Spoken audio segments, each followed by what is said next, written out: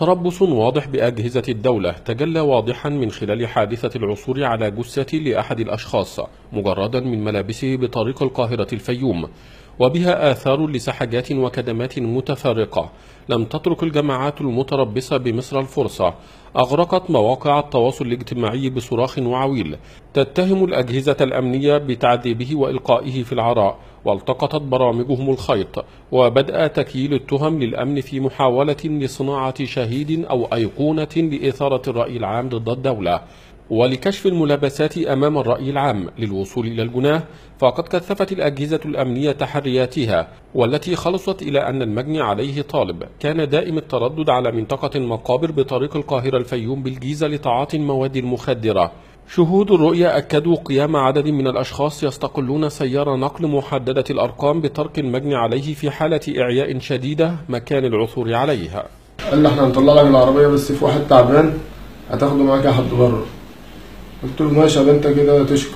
طلع العربية وقال لي اركب انت بقى على الطاره وامشي ورايا لحد ما نوصل للوادي. وركبت على الطاره ومشيت ورا زي ما قال لي يا باشا، ولقيت واحد مرمي جنب العربية في عربية تاني. قال لي اهو في 2 هيركبوا معاك هوريكوا الطريق كمان، وهتودوا الواد ده على الطريق وتسيبه وتمشي ومالكش دعوة بأي حاجة انت.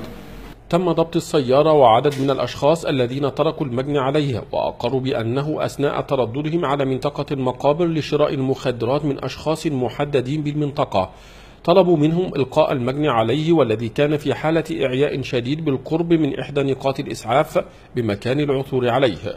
وقالوا إنهم شاهدوا شخصين محددين يقومان بالتعدي بالضرب بالصوت على المجني عليه. كنت رايح أجيب، أنا بتعاطى هيروين من التراب اللي على طريق أكتوبر، وأنا داخل سمعت واحد بيتضرب عند العرب كان بيشرب، بس دخلت اتحط في فتني وخرجت. خرجت عند الباركن، كان هما دوروا عربياتهم وجايين ورايا العربيتين، جم عند الباركن عربية وقفت عندنا، نزلت ولد على الأرض.